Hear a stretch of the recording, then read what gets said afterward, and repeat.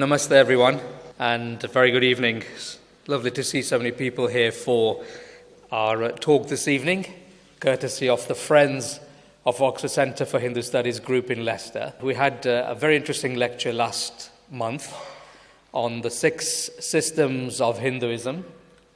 Can anybody remember them? Nobody. I think you need to buy the DVD. But it goes to a good cause. And the slides are on there, definitely. So let's get cracking then. Our talk this evening is speaking of Shiva, the role of Shiva throughout Hinduism. So let's not waste any more time. Our speaker this evening, you all know very well, so I won't tell you more about Nick, apart from the fact that Nick is from the Oxford Centre for Hindu Studies. He lectures there. So, ladies and gentlemen, our speaker for this evening, Dr. Nick Sutton.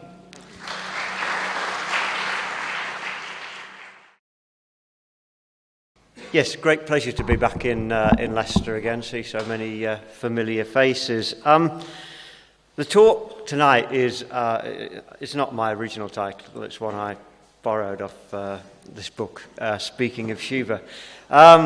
And the quotation, some of you may see, Eko hi rudra nadvitiyaya, Eko hi rudro nadvitiyaya tashtuh, is from the Shvetashvatara Upanishad, but I'll refer to that more later on. And really, in previous talks when I've been here, I've been, maybe a little controversial or speaking about contemporary issues. But really, going back to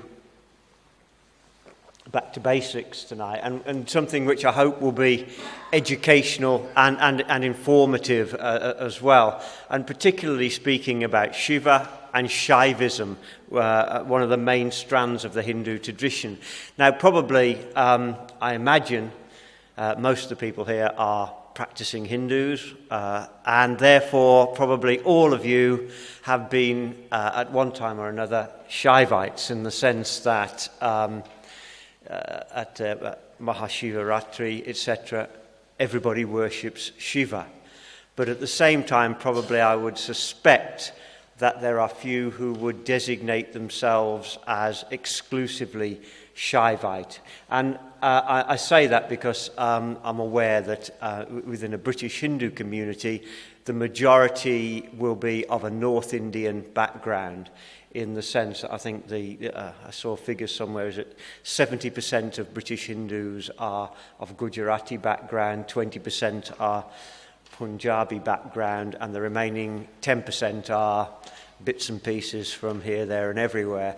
And north of India doesn't have a particularly strong, uniquely Shaivite tradition. Well, I'm going to qualify that in a minute, but I would say Gujarat, over the last 1,000 years, and Punjab as well, those North Indian areas, they haven't developed a strongly Shaivite tradition. That's not to say that Shaivism and the worship of Shiva is not present there, but it tends to be part of the range of Hindu belief and practice, rather than that being the primary focus. And I draw a contrast there with another major strand of devotional Hinduism, which of course is Vaishnavism. And I think you will find in North Indian Hinduism, in Gujarati Hinduism, Punjabi Hinduism, you will find individuals and even communities who would self-designate as Vaishnav. If you ask them, what is your form of religion, say, I'm a Vaishnav. If you're a member of Pushti Marg, etc., you're a Vaishnava. Or members of ISKCON as well. They are Bengali Vaishnavas. But I think it will be more unusual to find individuals who would say, I am Shaivite, I am a Shaivite Hindu. So most people worship Shiva and show reverence to Shiva, but I don't think you generally find Shaivism as a strong tradition, an individual tradition in the north of India. I don't think that was always the case. I think if we were to go back maybe 1,000 years or more, and again, particularly in Gujarat, I think you would then find a very strong Shaivite tradition, which was represented perhaps most fully at the great temple at Somnath in western Gujarat, which of course was desecrated during the invasions of Muhammad of Ghazni. Now, we don't know fully about the situation there, but it does appear at that time that there was a very strong Shaivite tradition within Gujarat, some of which I'm interested, I think is still present in the old Gujarati Brahmin communities. I was speaking to a friend who's come from a Gujarati Brahmin family, and he says although they are by religious persuasion Vaishnava, they worship Krishna, he said the family rituals that they do on a daily basis that have come down to them are actually Shaivite. And that intrigues me because, again, we're aware that Somnath was a major centre of Shaivism prior to around 1000 AD. So it may be that up until that time, Shaivism was more universally found throughout India. I'm going to come back to that point in a little while. I just want to, first of all, mention the origins of devotion to Shiva. Now, Shiva is mentioned in the Vedas, in the Shukla Yajurveda, the White Yajurveda. There is, of course, the Shatarudriya prayers to Shiva under the designation of rudra. And if we move forward then into the Upanishads are generally not focused on an individual deity. There are one or two mentions of Vishnu in the Upanishads. The Katha Upanishad, I think, has a couple of mentions of Vishnu, and it's sometimes claimed that the Ishopanishad is a Vaishnava Upanishad, although I think that's doubtful. It doesn't mention Vishnu. But if we come on to the Shvetashvatara Upanishad, which is one of the 13 Vedic Upanishads, the original Upanishads, I think it's accurate to say that this is a Shaivite Upanishad, and it speaks of the supreme deity by the name of Rudra. And I've quoted in the title, that's from chapter 3, verse 2 of the Shvetashvatara Upanishad. It said, which means, Eko hi rudro na dvitiyaya tashtuh. The liberated persons seek Rudra alone, no other. Why? Because, and if I can recall, it says, Imal sarvanima lokan ishvate. He is the Lord over Ishate. He is the Lord over all of these worlds. So there in the Shvetashvatara Upanishad, unusual for Upanishadic thought, there's the claim that this one supreme deity who is the ruler over all the worlds is Shiva himself. And I think from that we can understand that the Shaiva traditions, the traditions of worshipping Shiva, are extremely ancient, and they go back to Vedic times, the times of the Upanishads. Now, again, moving forward, perhaps if we look at the Mahabharata, perhaps I think the Mahabharata is particularly interesting in that. Now, most people would say that the Mahabharata is primarily Vaishnav in orientation, because, as we know, the controlling deity, if you like, of the whole Mahabharata story is Krishna. And the Mahabharata is very clear in making the point that Krishna is a manifestation of Vishnu. I've heard it said sometimes that it's only in the Bhagavad Gita that we find Krishna identified with Vishnu, but that's not the case. The Mahabharata makes the point repeatedly throughout it, that Krishna is Vishnu, who is the supreme deity, who is controlling all the events. And of course that's made particularly graphically apparent within the Bhagavad Gita in Arjuna's vision of the final destruction of the Kauravas. Everything that's taking place in the Mahabharata narrative is directly under the control of Krishna. So the Kauravas have no chance of victory. It doesn't matter how many phalanxes of armies they have, they've lost. Even before they've started, they've lost, because Vishnu is controlling all the events. However, within the Mahabharata as well, there are passages, there are elements within the narrative in which Shiva comes to the fore. And particularly perhaps we might notice there's an incident on one of the nights in the battle, during in the pause between the days of the battle. Krishna and Arjuna make a nocturnal visit to Kailash, where they worship Shiva. And of course there's Arjuna gets the Pashupat weapon. I don't know if you know that. That's the story of, I've seen it in a Kathakali dance actually, where they, Arjuna, and he sees a hunter, a low caste man, both shooting at a demonic boar. And then they challenge one another and they fight, and Arjuna can't work out why he's being beaten by a man who isn't even a warrior, and then he realizes this is Shiva. I saw it in a Kathakali dance, the story, where they did it quite comedically. You know, have you seen Kathakali before? The South Indian dance. They have Parvati telling Shiva off. If you're going to fight him, then don't hurt him. And Shiva's going, I'm not going to hurt him. But then, of course, when it comes to it, Shiva beats Arjuna into unconsciousness, and then he's going like this, because he knows Parvati will be coming. So in the next phase of the dance, Parvati comes out and sees Arjuna unconscious, and then tells off Shiva for it. Very entertaining. But there are also passages within the Mahabharata, not parts of the narrative, but actually teachings in which it is presented that Shiva is the absolute supreme deity. There are even passages in the Mahabharata where Krishna becomes a devotee of Shiva. Krishna is initiated into the Shaiva tradition. He takes a guru, Upamanyu, and is initiated as a Shaivite. Also, interestingly, in the Mahabharata, there are a number of passages which refer to linga worship, which is usually regarded as something later, but it's clearly as early as the Mahabharata, linga worship was known about, encouraged, and practiced, and it was stated this is the very best way to worship Shiva. So again, what we can detect from that is that at this period of very remote antiquity, there was already established a tradition of Shaivite worship. And I think they were probably, the tradition would be known as the Pashupatas. And of course, Somnath, again in Gujarat, was known as a Pashupat temple. And I think if we move later again to another text, which some of you may have encountered, the Shiva Purana. Now, it's very difficult to say when this text comes from.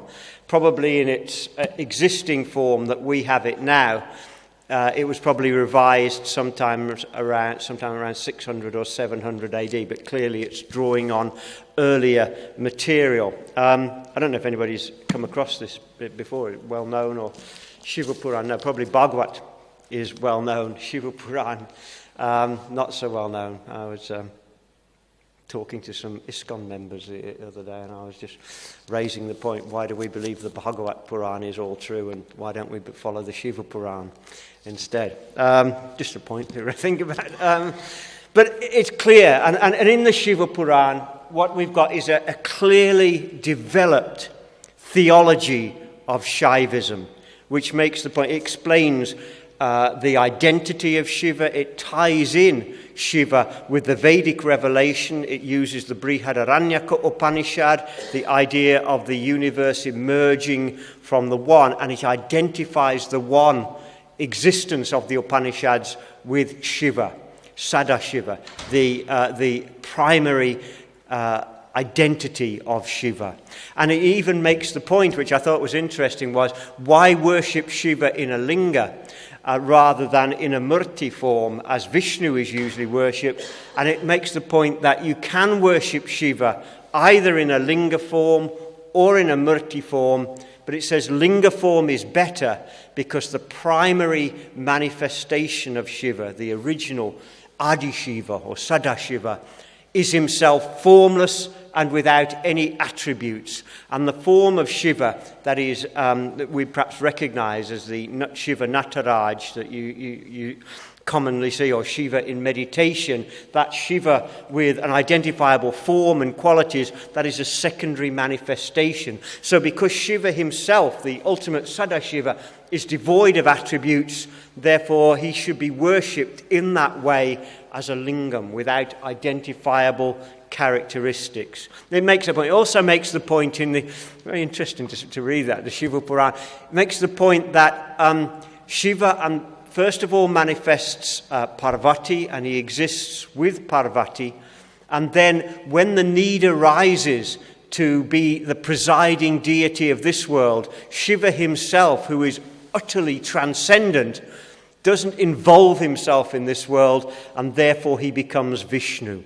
So in order to if you like, not be involved in the world, Shiva manifests a form of Vishnu.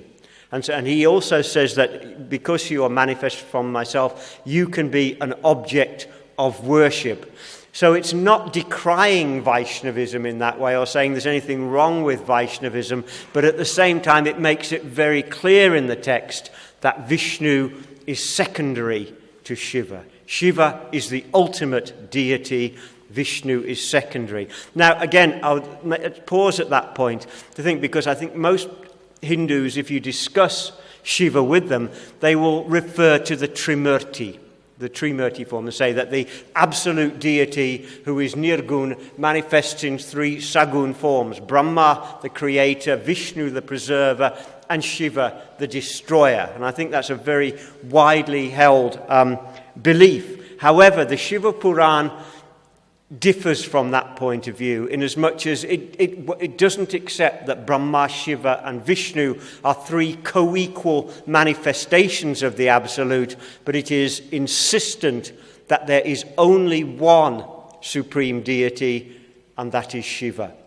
In the same way that the Vaishnava texts, such as the Bhagavad or Vishnu Puran, are adamant that there is only one supreme deity, and that supreme deity is Vishnu. The Shiva Puran insists that Shiva is the one supreme deity who stands above Krishna, stands above Vishnu. In fact, I don't think one should mention these things, they're too controversial, but the Shiva Puran also has a version of the Krishna stories in which it says that when Vishnu manifested himself as Krishna, and Krishna was living in Vrindavan, he forgot that he was an avatar of Vishnu, which is why he engaged in Ras Leela and all those activities with the women of the village. It was because he had fallen under the control of illusion in the world, and therefore it took Shiva again to remind him of his identity with Vishnu. So somewhat controversial. I don't think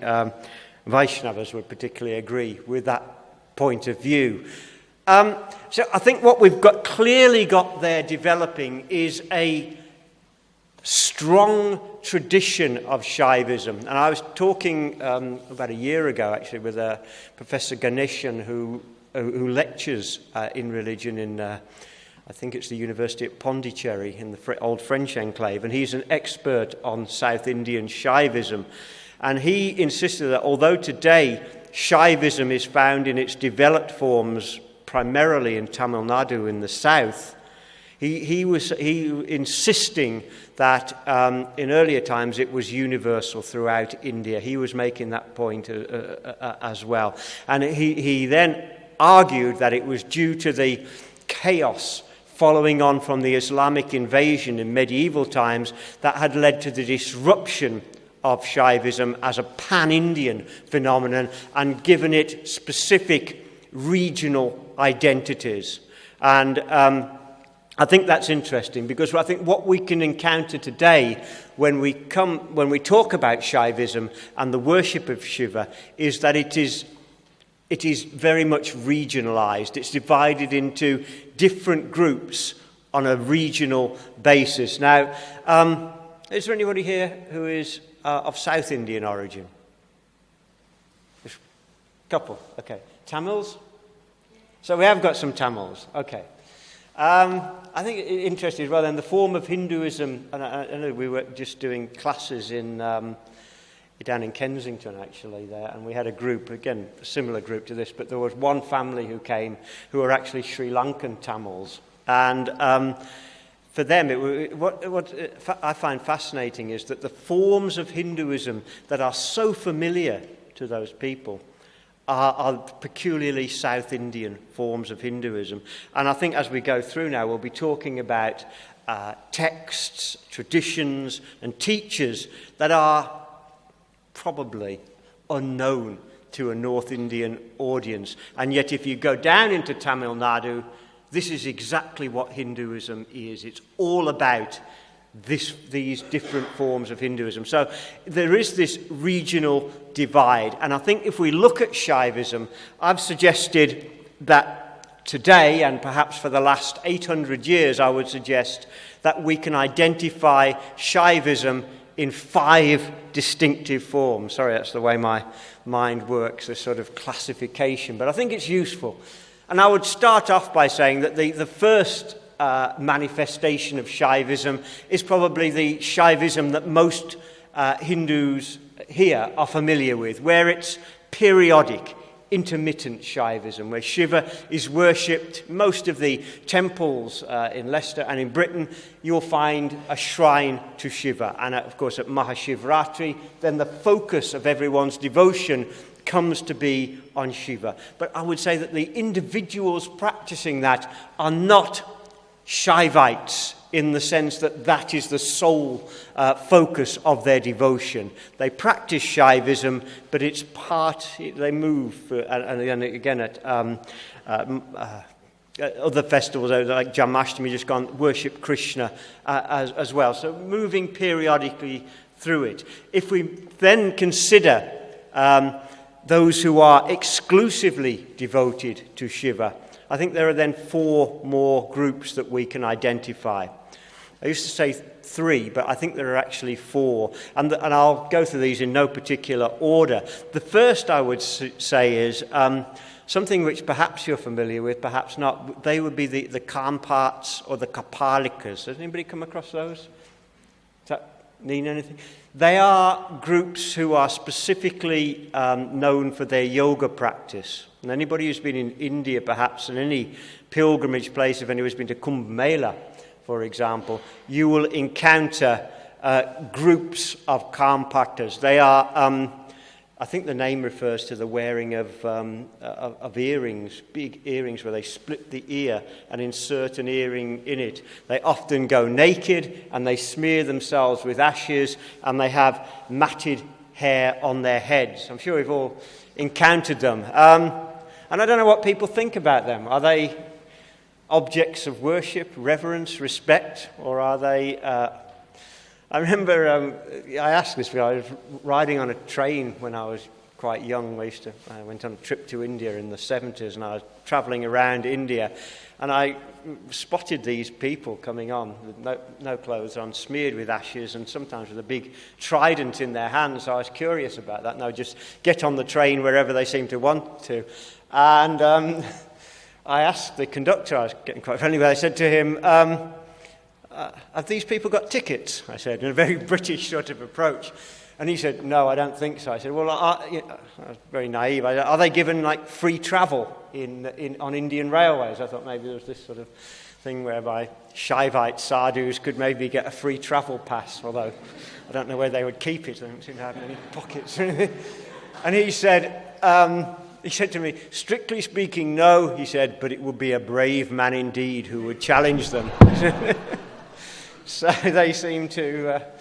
I remember as well, as we were walking along one state, running to get our train, my wife who was with me, and with all our bags, she knocked over one of them trident, and it went bouncing down the railway platform. He didn't seem to mind too much, but he was a bit unnerving. So I've got this book which I recently found. It's Goraknath and the Kantpat Yogis, which was written, interestingly, in the early decades of the 20th century, so it's going back a good number of years.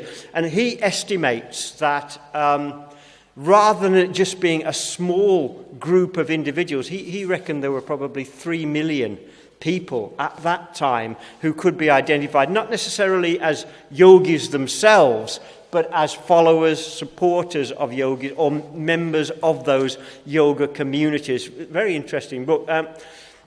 Of course, and again, I'm not sure if how aware you are of this, that these yoga traditions, the Shaivite yogis, they go back, they trace their origins originally to Shiva, but the individual they identify as their founder is known as Gorakhnath. Is that familiar? Gorakhnath or Gorakshanath or Matsyendranath, who was his guru as well. And it seems that Gorakhnath, it's certain he is very widely revered in certain parts of India, particularly in Nepal.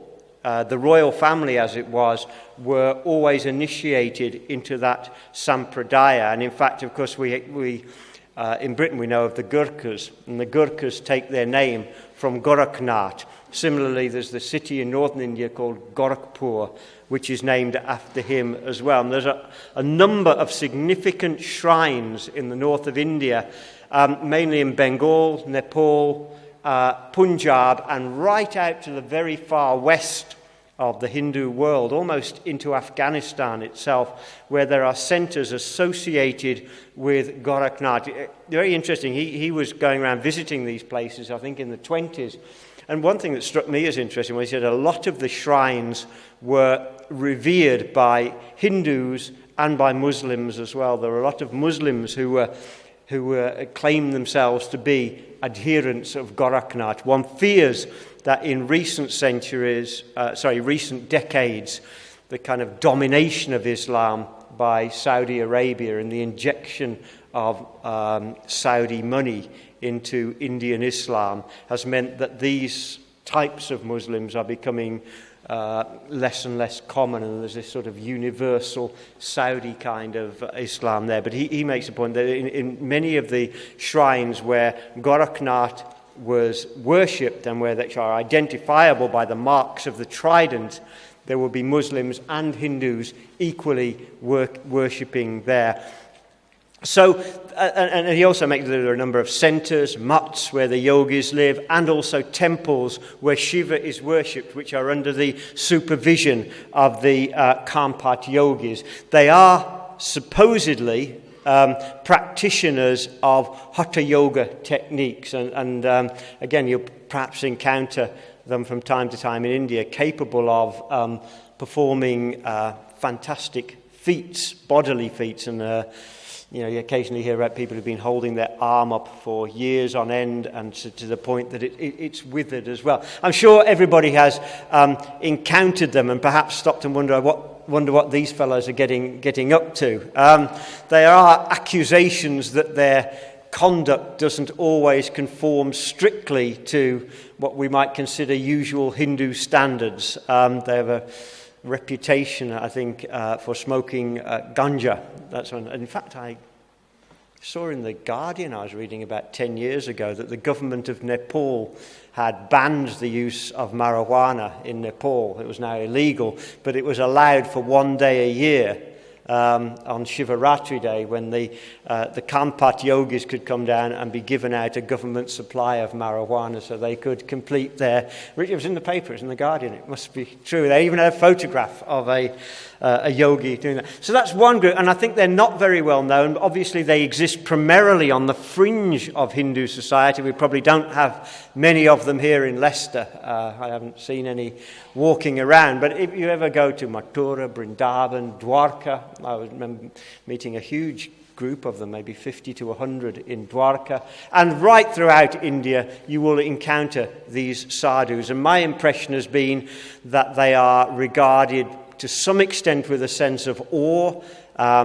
Perhaps from the Brahminical perspective they're regarded quite often with contempt. I've heard expressions of disgust about them from Brahmins, but I think many people in India do regard them as being empowered individuals, and they are given respect and fed and given charity as well. I think if they come round asking for charity, as my friend the train conductor says, people are more inclined to give them something rather than risk their anger. So that's one group who exist on the fringes of Hindu society.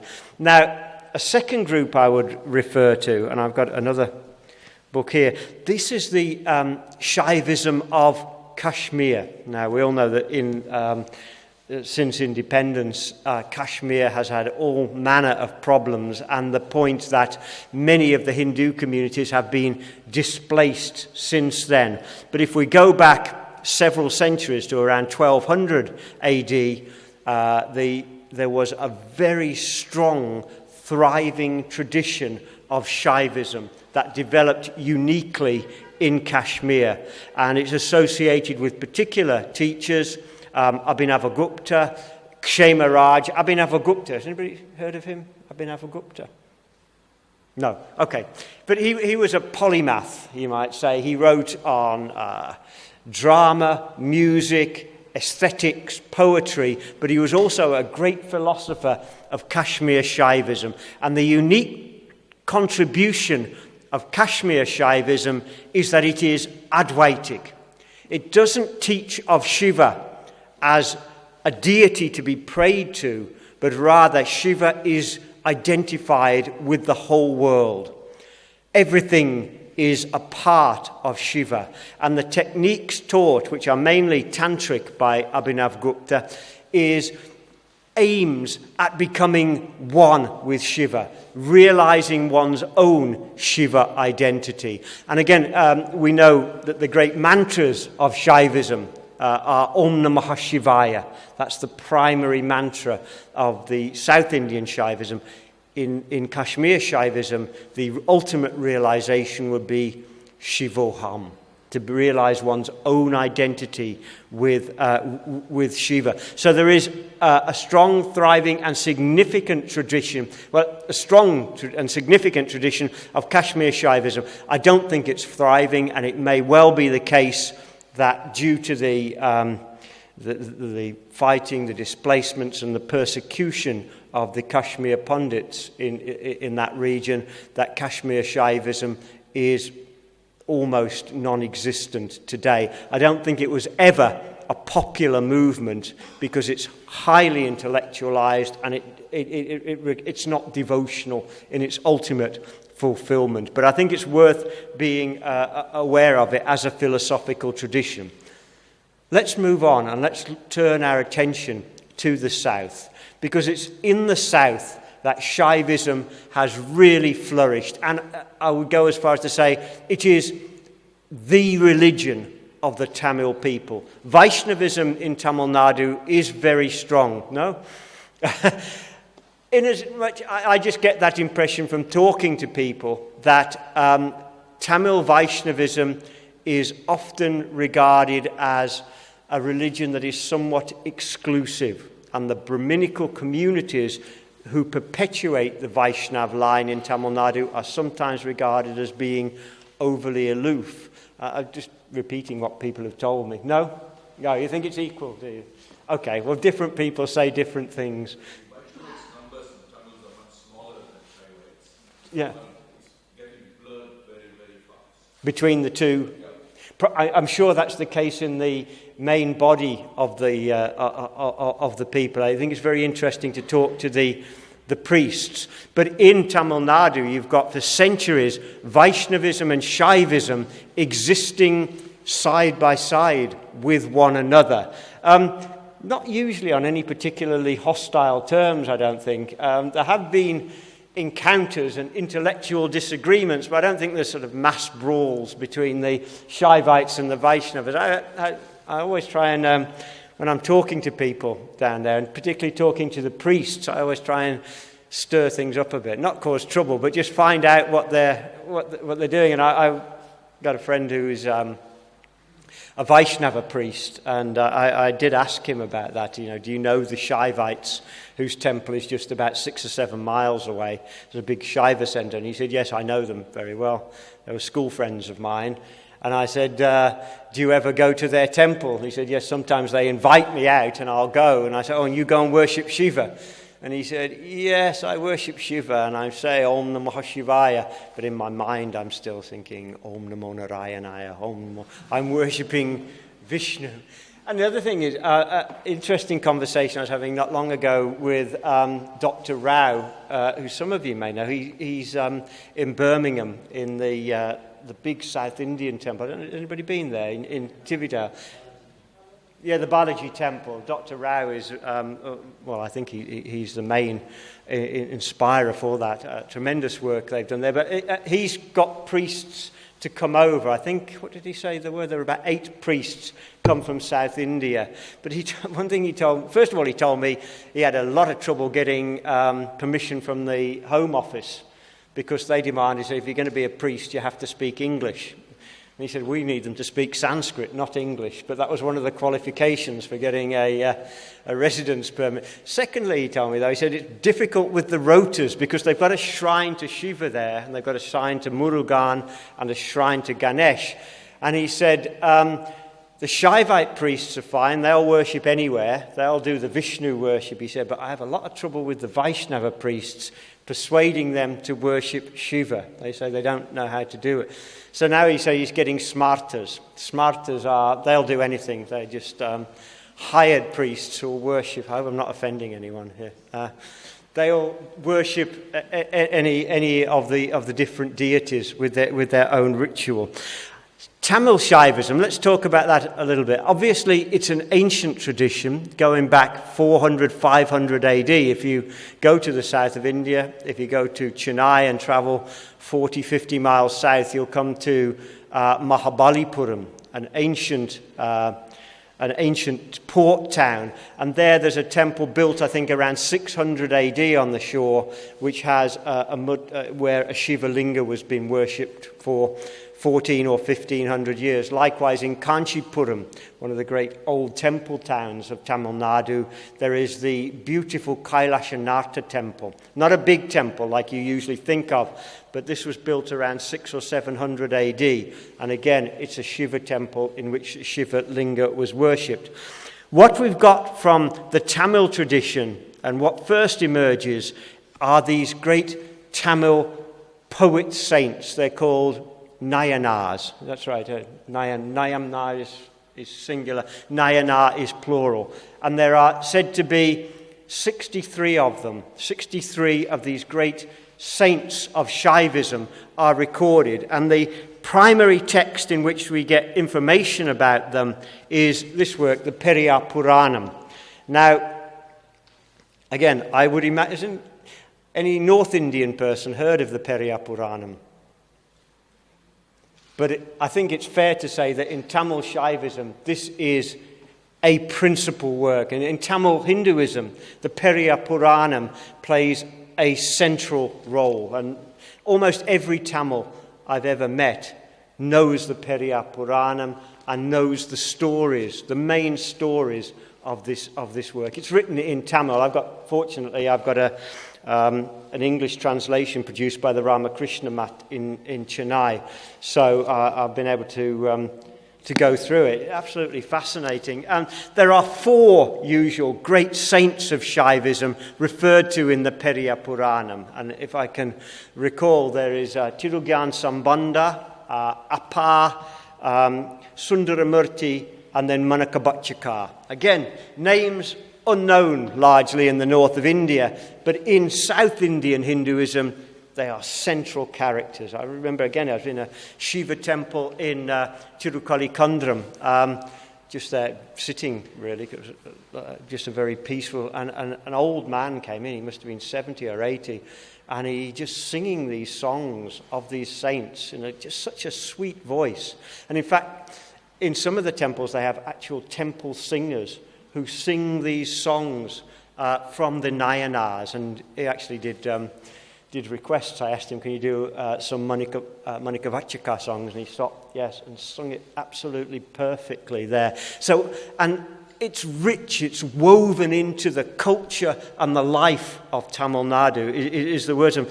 And there's such a mood of intimacy that comes through in the Periya Puranam. Like, for example, Tirugyan Sambandha, who's often regarded as the greatest of them. The story is that Parvati and Shiva appeared to him when he was a small child, just a boy of 2 or 3 years old, when he was visiting the temple, and he looked up and he could see Shiva and Parvati there. His father was with him. His father couldn't see anything, but he saw Shiva, and he was hungry. He was just a small boy, and his mother wasn't there.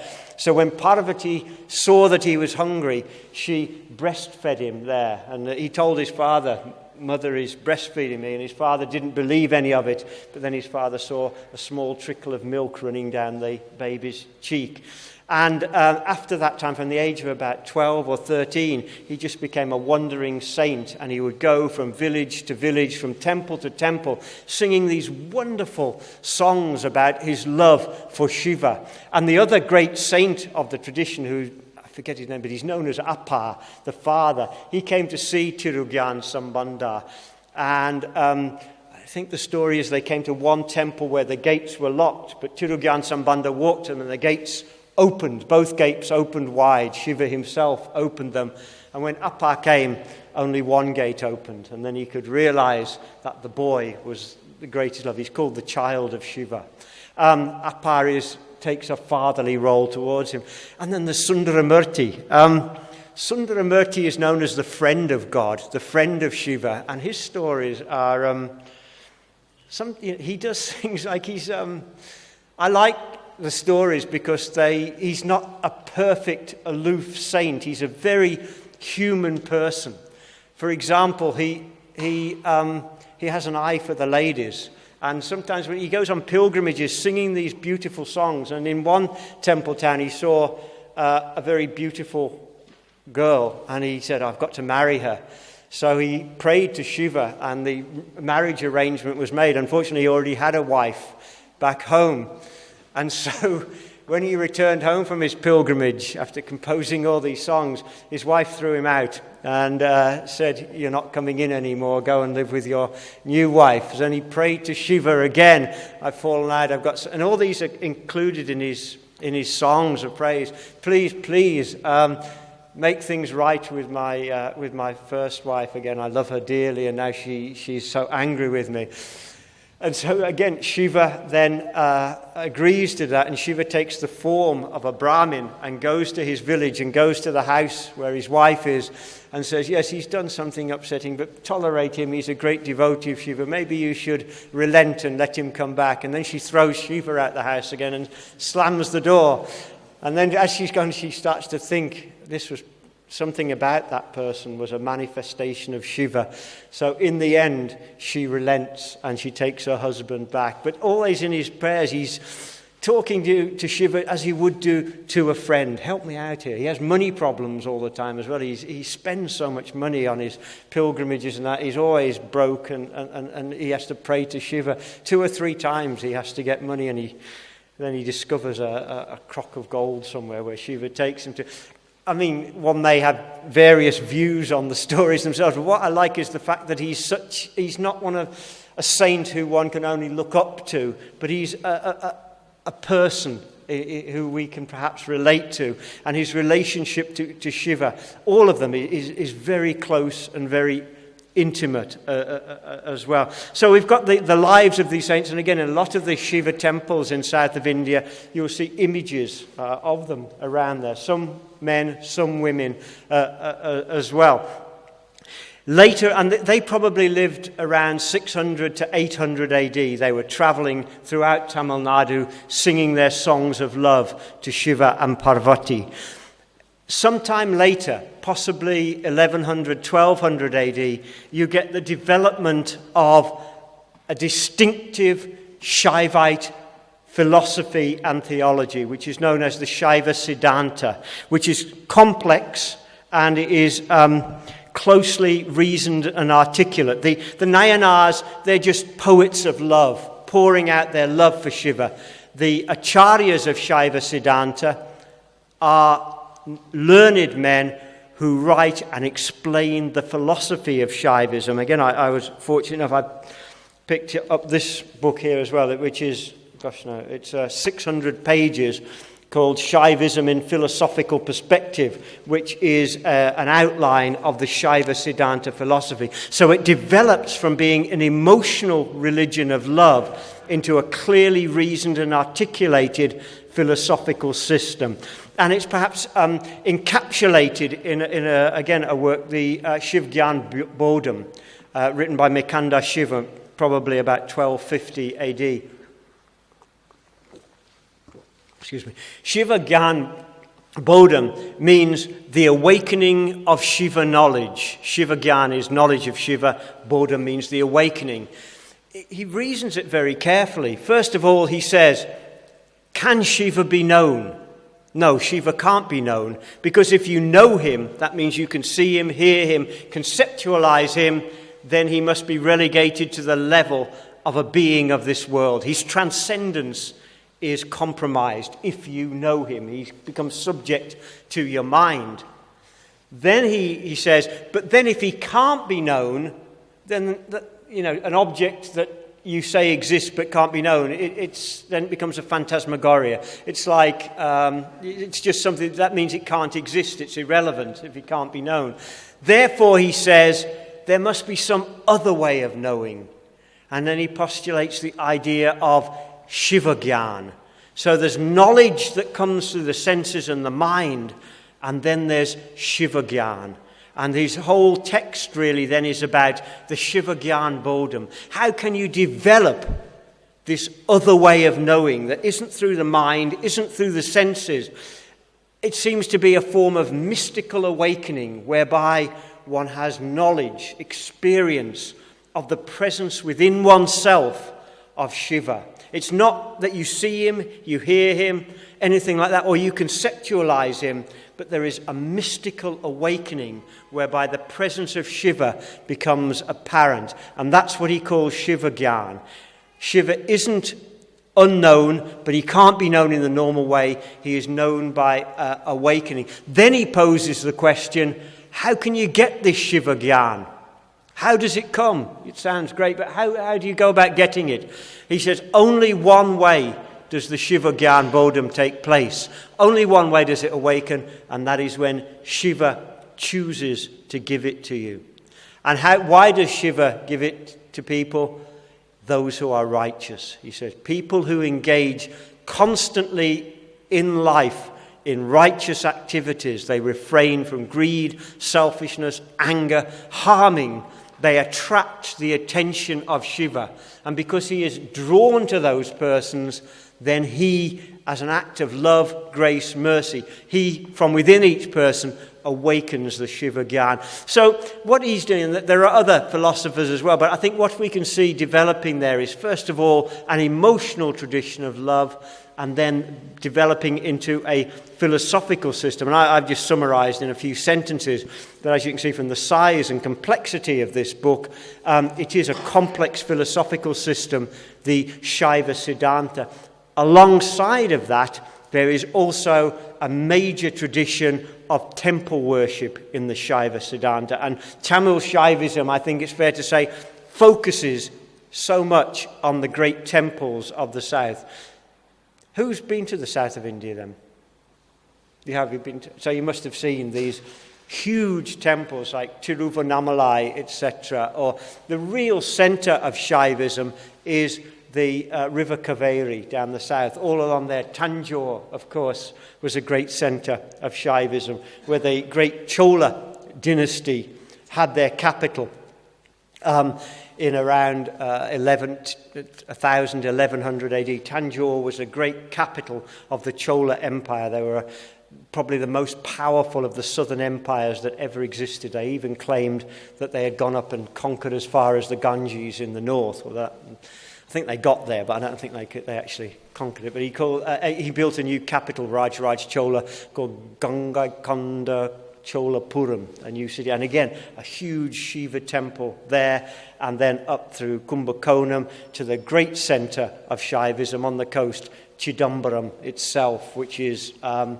centre of the Shaiva Siddhanta. And again, a huge Shiva temple there. Then, of course, right down in the south at Rameshwaram, there's another vast Shiva temple. I don't think they were always that huge, the temples. It was in the Vijayanagara period, from around 1500 onwards, that the temples attained this huge size. But there is a specific form of ritual, the Shiva Siddhanta, which is practiced in those Shiva temples. And I have a friend who writes to me. Every month he sends me a little package, comes through the post, always very sweet smelling, and I guess you can imagine what's inside of it. There is ash from the puja, and there is then usually kumkum powder. I'm just opening this one, it came yesterday. A little letter in which he's pointing out his need for financial support, and nice little package, and if I open it inside, as usual, there is a small packet of Shaivite ash from Tirukarikandam and red kumkum powder from the worship of the goddess. I have to say, at one time I was doing some prison tutoring for the Open University, and foolishly I hadn't emptied my bag out, my briefcase, so I tried to get into the top security prison with this little bag like that, and needless to say, the guards took some serious interest in the thing. Fortunately, I believe it smells rather sweeter than the usual things they're on the lookout for. So, but there is, and in fact, the priest Vedagirishwara, what's his name?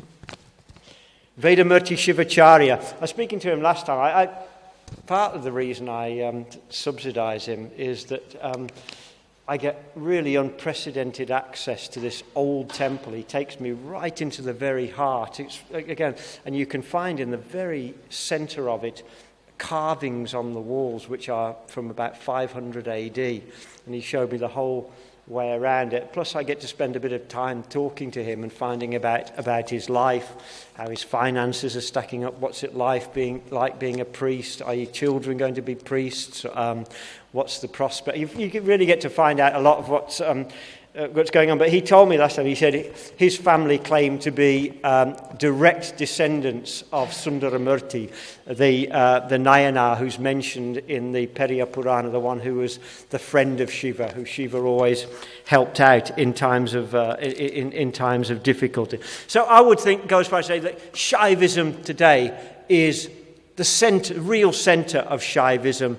is in Tamil Nadu, and particularly that area along the river Kaveri. In fact, the couple who came to our classes in London, they said they just returned from pilgrimage all along the Kaveri. There are temples every few miles and associated with stories about the Nayanars. It absolutely exudes Shaivism, that region there. I want to, and I realise I'm going on a little bit more. Just before we conclude, I want to mention another significant manifestation of Shaivism in India, and again, probably something that very much regionally based, and again, something that North Indian people will not be aware of. But if we move to the state of Karnataka, which you can locate on your mental maps of India, just northwest up towards Mumbai, north of Kerala, northwest of Tamil Nadu. Karnataka also has a particularly pronounced tradition of Shaivism, which is distinctive from the Shiva Siddhanta. Again, it can be traced back readily to the medieval period, and this group are known as the Virashaivas, or the assertive, resolute Shaivites, and they're also known as Lingayats. They're a fascinating group. I think I read somewhere 20% of people in Karnataka belong to this Virashaiva tradition. And they trace their origins back to ancient times, but their historical founder, if you like, someone we know about from historical records, was called Basava. And he lived around 1180 AD. And he was such a challenging person. He was actually the chief minister of one of the later Chalukya kings, and he lived in, I forget the name of the town, I think it was Kalyana. I think that's the name of the city where he lived. He was a Shaivite. In his early life, he'd been a Shaivite sadhu, and he'd met other great Shaivites of Karnataka, such as Alamaprabhu, Mahadevi, a woman who writes. And their poetry as well is recorded in the Kannada language, and it's actually been published in a Penguin Classic edition, which is called Speaking of Shiva.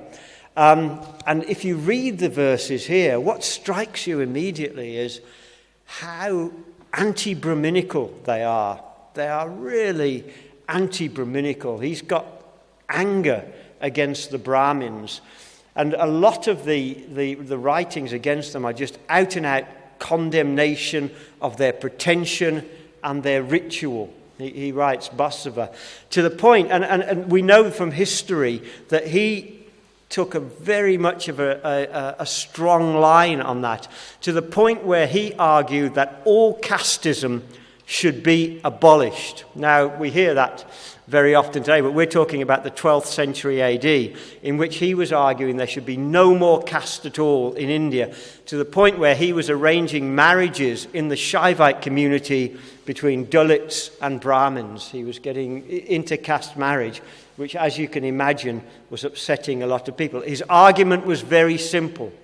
There cannot be any impurity. If this person has devotion to Shiva, how can you say there is any contamination in them? It is absolute disrespect. There is no impurity whatsoever because this person is devoted to Shiva. Therefore, he or she is perfect. And he did mean she as well, because he argued that not only are there no caste distinctions, there are also no gender distinctions. He even challenged the restriction on impurity through menstruation. He said again, menstruation cannot bring any impurity upon a woman. How can a woman whose heart is full of devotion to Shiva ever be regarded as impure? Therefore, the restriction of women on that basis is utterly wrong. We are all Shaivites, men, women, all castes, all backgrounds together. He also challenged the Vedas. He didn't actually deny them, but he said, I have no interest in the Vedas. Where do the Vedas talk about Shiva? Therefore, he said, the writings of the Shiva teachers like Alamaprabhu, Mahadev, they are the real Vedas. We don't need all these rituals. He also argued that we don't need any temples. He said, what's the use of these temples? It's where Brahmins come and take the people's money away and perform some rituals they've made up themselves. What do we need all this for? We just worship Shiva. I can worship Shiva anytime, anywhere, any moment. I don't need all these Brahmins at all. You read his writings, he makes fun of them, and he's angry at them as well. He writes one, he said, the great Brahmins with their sacred fire, they bow down to it and call out to the god Agni, Agni.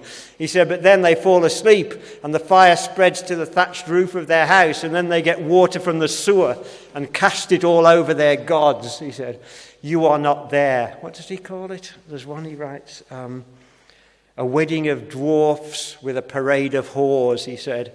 All the world is there making this big rumpus. Only you are not there, O Lord of the meeting rivers. He says, everybody's at this big thing. Another one he writes there, he said, a small goat bought to be sacrificed that day, born that day to die that day.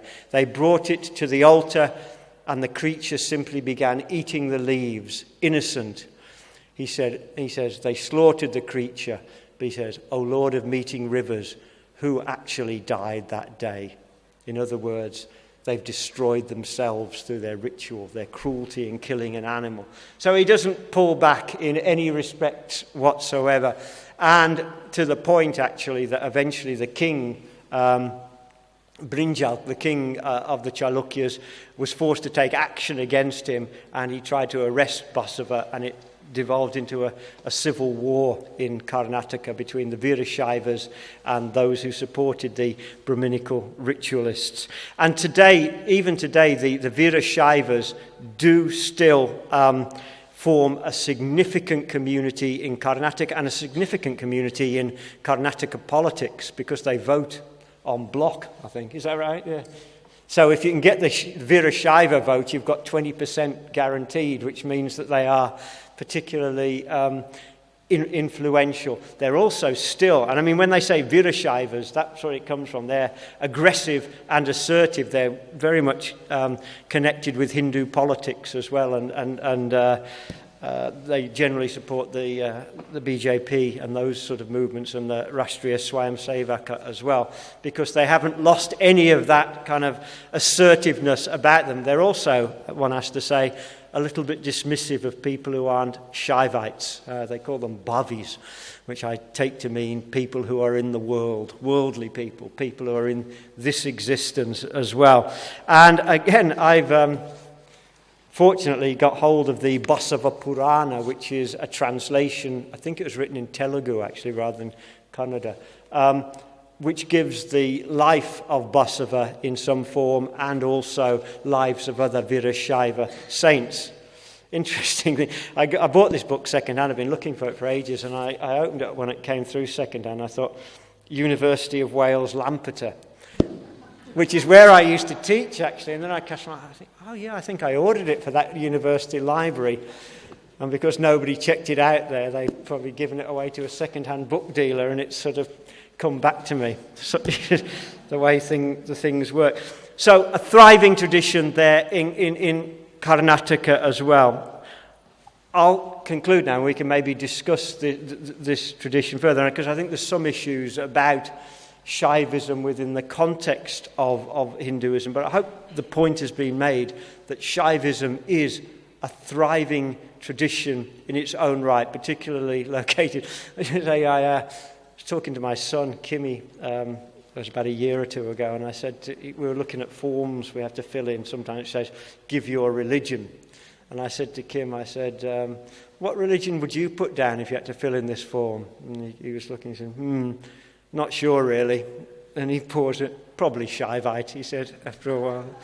And he used to, all the time when he was watching football on television, he always gets an attachment to one particular team. He gets really wrought up. And he goes away and goes into the corner and he says, I've been praying to Shiva for this team to win. It's really odd because every time he did that, that team seemed to win all the time. Anyway, thank you for this. I hope it hasn't been too academically in depth. Thanks very much. Thank you.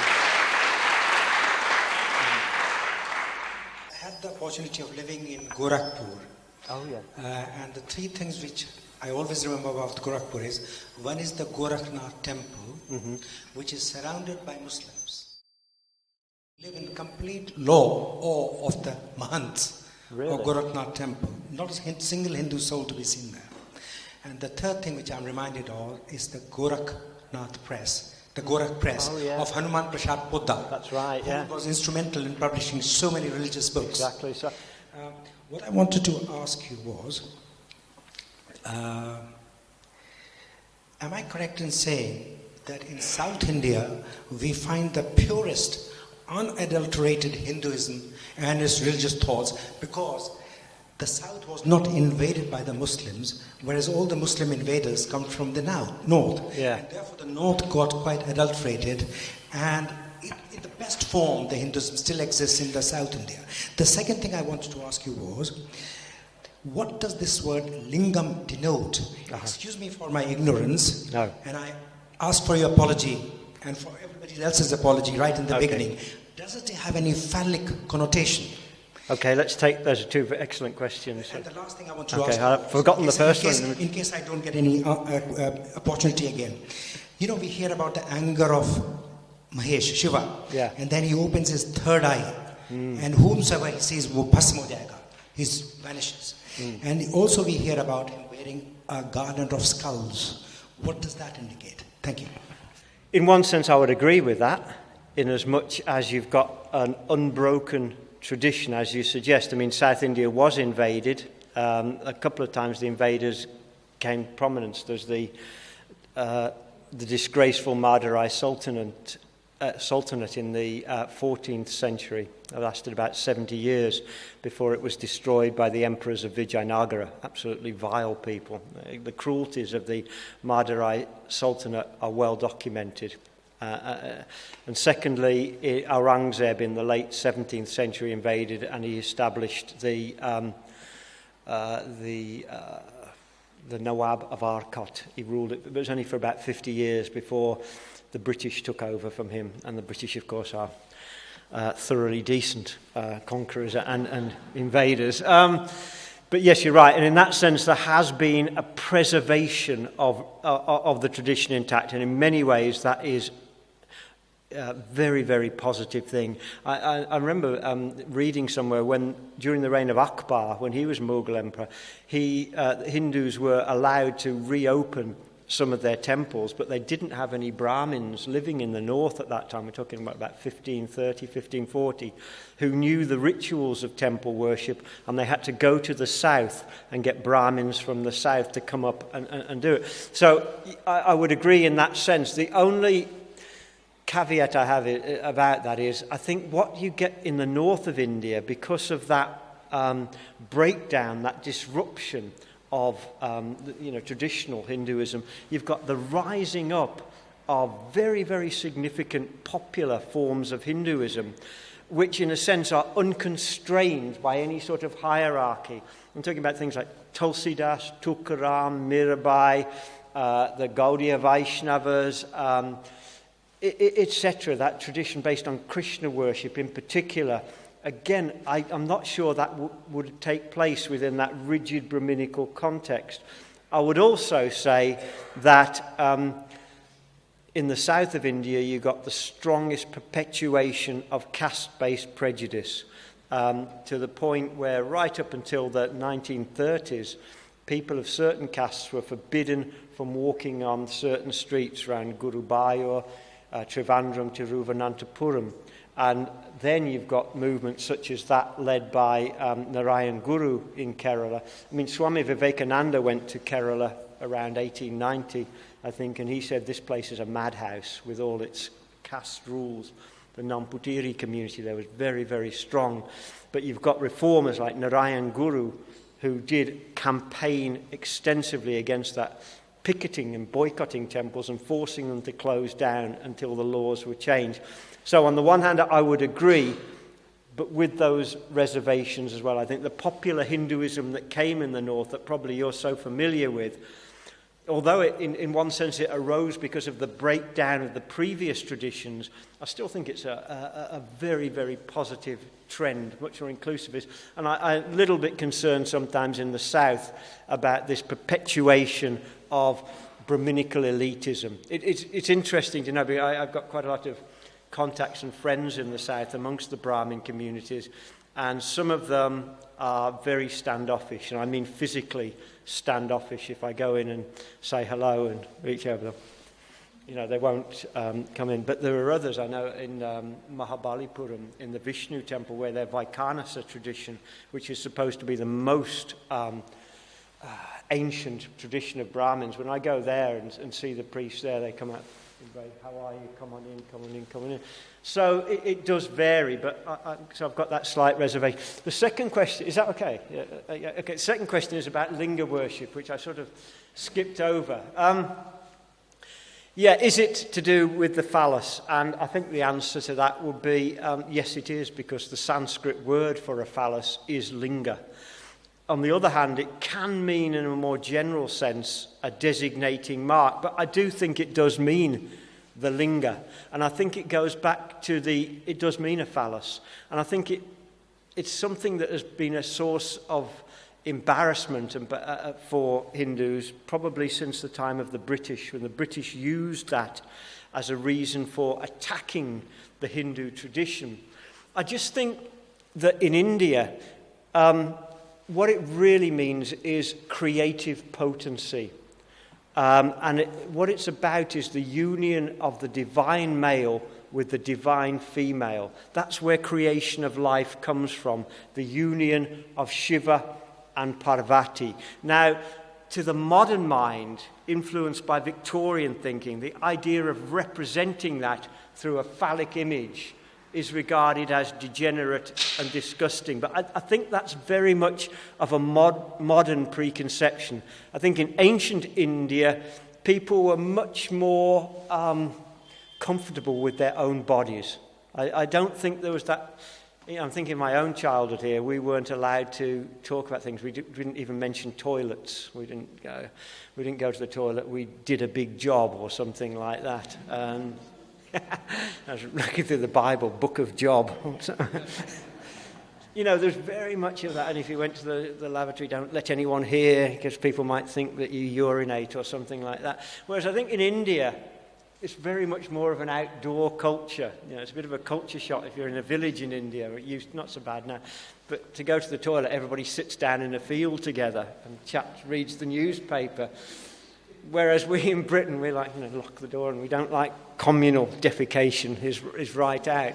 So I just think people are much, much more comfortable about their own bodies, and that the idea of representing a creative potency through a phallic image, why not? It makes sense. Even in the Bhagavad Gita, Krishna makes that point. In the 14th chapter, he said, Mama yonir mahad brahma tasmin garbham dadamyaham. He says, Mama yonir, my womb, is the great Brahman.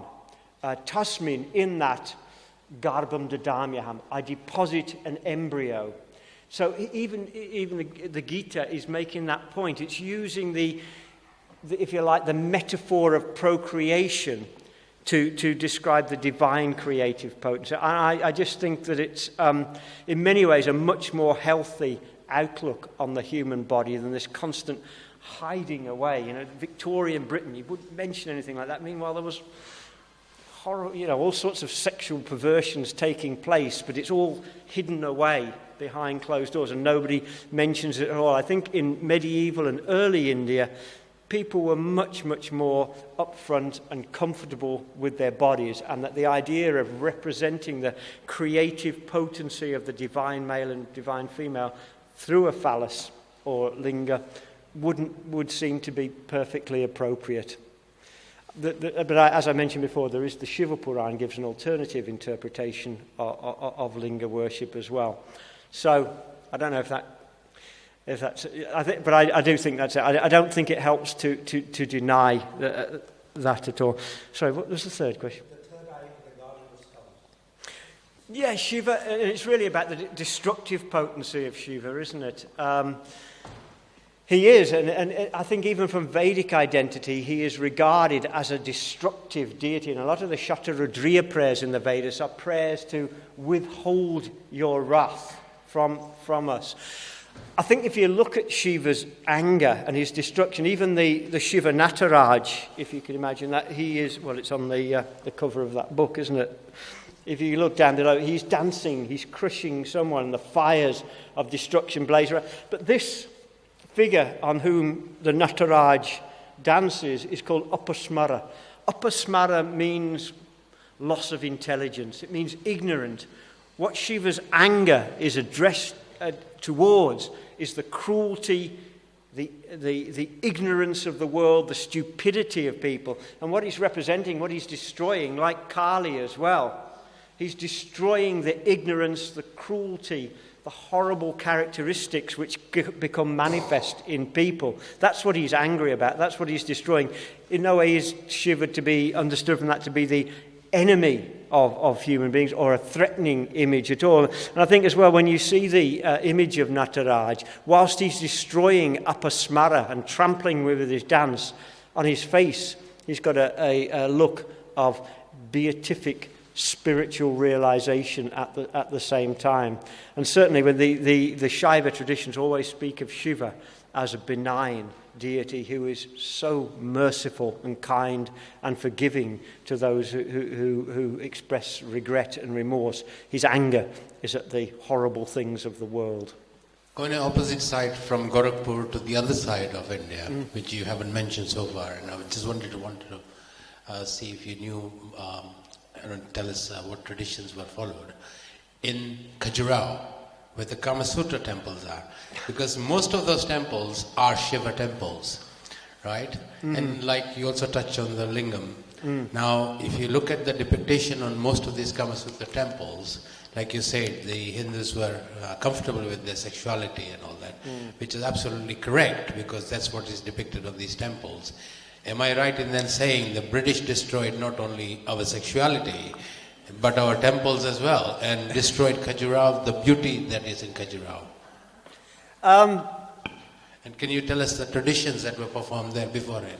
Thank you. No, it's a really interesting point, Raj, and it's still somewhat controversial. I think there was an article recently written by the Chancellor of Buckingham University in which he claimed that these sort of representations on temples were signs that they were brothels, where there was temple prostitution. They were sort of adverts for that.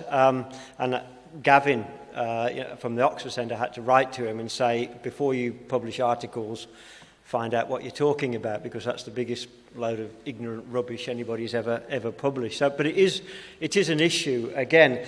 I don't think the British destroyed the Khajuraho temple, so they were destroyed, or they were deserted at the time of the Islamic invasion, because they're up in towards UP, aren't they? Have you been there at all?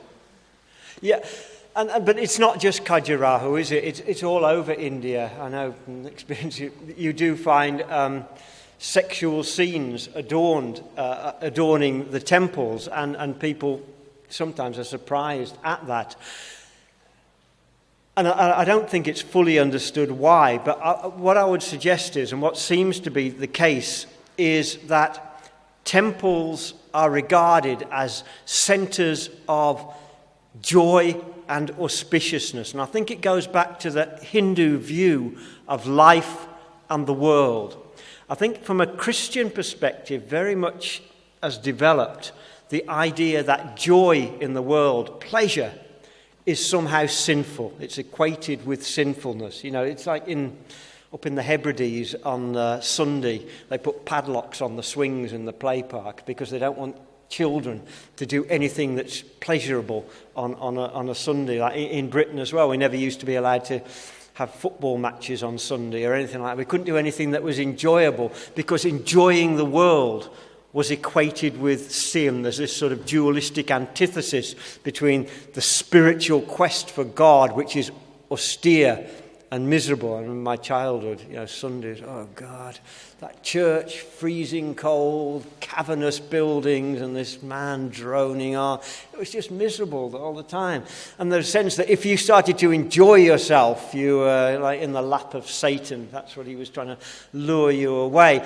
Hinduism, I think, takes a very, very different view of it, inasmuch as it regards enjoyment of the world, it regards wealth in a very positive light. Now, of course, sannyasins and those who are pursuing the highest spiritual goals, they renounce all of that.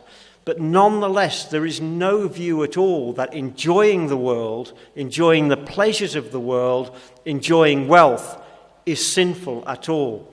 In fact, just the opposite. It's a mark of blessedness, because all good things come to people as a result of past karma. So the Hindu temple is a celebration, expresses a celebration of the good things of the world. Life is enjoyable on the basis of past karma. Embrace that and celebrate that. The world is a wonderful place full of enjoyable things. The question arises, don't let it get out of balance. And I'll come back to that in a minute, but what I would say is that also includes, in traditional Indian points of view, sexuality as well. And very often the Hindu temple will represent the good, the positive things of life. Death, disease, destruction, anger, hatred, they're the negative features of life. Enjoyment of the beauty of the world in all its forms, that's a positive thing as well. The problem comes when it gets to be an obsession. And I'll confess, I've studied the Kama Sutras, for example, purely for professional reasons, obviously, and part of my work. But it's interesting there that Vatsyayana, who introduces it, he says, karma is very good.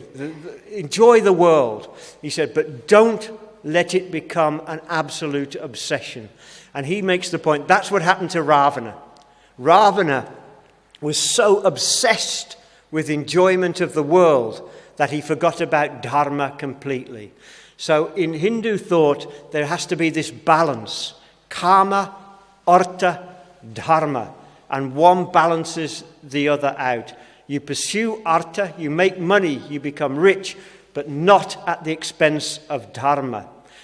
Enjoy the world. The world is beautiful and wonderful, but don't become obsessed with enjoyment that's to the extent where you damage other people to incur it. So I think the Hindu perspective traditionally on the world has been very different from the Christian perspective. It doesn't take a negative view of pleasure in the world, but it insists that that should be enjoyed with the balance of dharma going against it. And I think that's why the temples are adorned in this way. The temple is the celebration of the good things of life. God is present there. When God is present in a place, it's a place of wonder and delight. My question was regarding, you mentioned at the start the transcendental nature of Shiva, Yeah. which a lot of people believe, and also similar with Vaishnavism. Yeah. Is that not the same as Brahman, the Nirguna aspect you mentioned of Shiva? It slightly confuses me that a lot of people are saying that about Vaishnava, within Vaishnavism, within Shaivism. Is that not the same as Brahman? I think the point is there are different strands of Hindu thought. Some would say that the absolute Brahman is beyond Vishnu and beyond Shiva, unknowable, inconceivable. When we get down, though, to the writings of the Vaishnava traditions and the Shaiva traditions, they say that Brahman is the personal Vishnu or the personal Shiva. So that the absolute reality is the personal God. And they are in tension, perhaps, with other schools of Hindu philosophy, particularly the philosophy of Shankaracharya, which teaches the absolute unknowable transcendence of Brahman. The Vaishnavas in particular criticize Shankaracharya, and they say, no, the absolute is Vishnu, the personal God. Likewise, the Shaiva philosophy of the Shaiva Siddhanta makes that point very clearly, that the supreme deity is Shiva. Saguna Shiva is a personal God, knowable. So there's a tension between different schools of Hindu thought, quite a dramatic tension in many ways. And I think we have to be aware that Hinduism embraces an enormous extent of diversity, and not all strands of Hindu thought are congruent with one another. I was led to believe the Kartika, the son of Shiva, had sort of gone to the south and established the Shivism, and he said to the Shiva and Parvati, I will not return back to the Kailas until I've done this. What is your belief? My belief, I'll pass on my belief. I will only cite the Shiva Purana on that one. Skanda Soma, Kartikeya, also known in the south as Murugan, primarily. The story of the Shiva Purana says he was the first son of Shiva and Parvati, Ganesha was the second. According to the story, it was about marriage, and they said the one who can marry first of our sons is the one who goes around the world, the whole universe first. So Kartikeya set off to go around the whole globe of the universe. Ganesh thought about it a little bit and just walked around Shiva. And that way, and when Kartikeya turned around and found that Ganesh had won because Shiva is the whole world, he was a little bit put out by it, and it says he went to the south and dwelt there, or he moved away from there. So that's one story. I think it's also true to say that the worship of Murugan, or Kartikeya, is, again, a very strong tradition in the south of India, particularly in Tamil Nadu and in Kerala as well. And there's some of the great saints of the south. Arunagirinatha is a great... Have you aware of him, Arunagirinatha? He's well known in Tamil Nadu, isn't he? He writes prayers of love to Murugan. Great stories about it. I've been to... I'll take too long, but Tiruvannamalai, if you go through the high gate on the temple, it's completely white, except there's one green parrot there. And the story was that Arunagirinatha, I don't know why I'm getting onto this, I'm getting distracted. He had an envious, he went to get a medicine for the king, and he took the body of a parrot, and he left his own body by his yoga powers. But the minister of the king was very envious of his favour, so he said, "Oh no, he's dead, burn his body."